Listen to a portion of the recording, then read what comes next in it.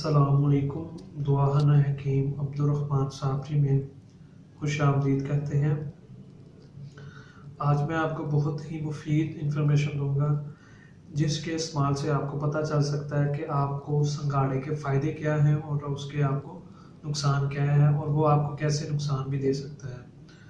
तो संगाड़ा बहुत ही मुफीद चीज़ है आपके जरियान एहतलाम के लिए, मनी को गाढ़ा करने के लिए, जरासीम को पैदा करने के लिए और आपकी टाइमिंग के लिए। संगाड़े के बेशुमार फ़ायदे हैं अगर आप उसे सही तरीके के साथ इस्तेमाल करते हैं।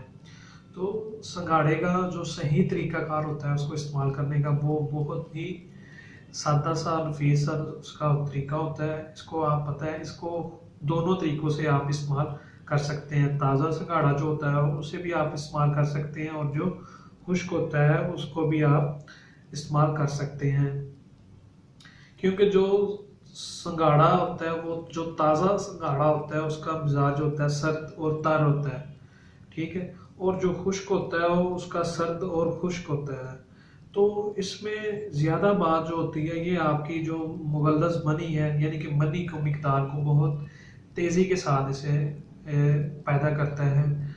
और उसके बाद जिन लोगों को जरियान और इख्तिलाम का मसला ज़्यादा रहता है उसके लिए बहुत ही बेहद मुफीद है, लेकिन ये देर से हज़म होता है।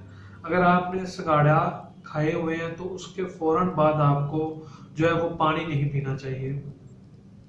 उसके बाद अगर आप उसके फ़ौरन बाद पानी पी लेते हैं तो वो आपका जो पेट होगा थोड़ा सा ख़राब कर देगा और जिसकी वजह से आपको लूज मोशन या गैस बनना भी शुरू हो सकती है। इन दोनों में से कोई भी मसला बनना शुरू हो जाता है।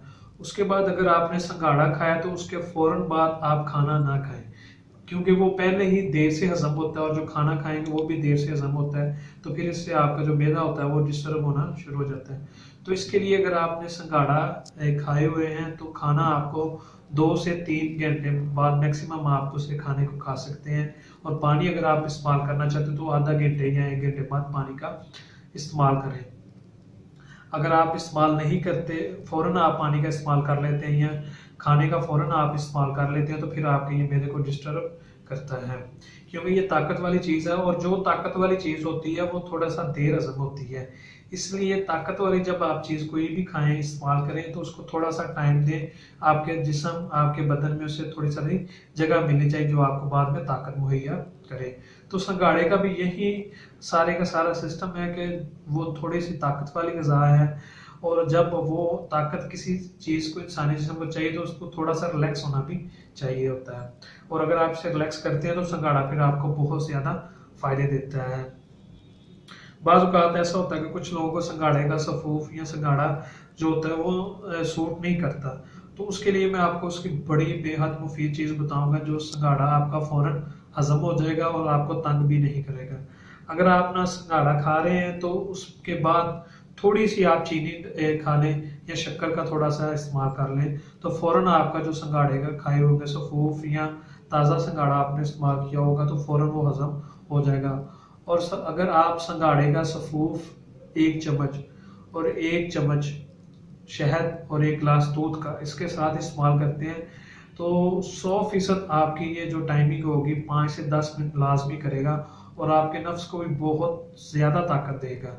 ये नेचुरली चीज़ें होती हैं, लेकिन इसका इस्तेमाल ये होगा जब आपको रात को सोते वक्त आप खुश्क संगाड़े का 1 चम्मच सफ़ूफ लें और उसके साथ 1 गिलास शहद दूध मिक्स किया हुआ इस्तेमाल करें। बेहद आपको ताकत देगा और मुफीद होगा आपके जिस्म के लिए, ताकत के लिए।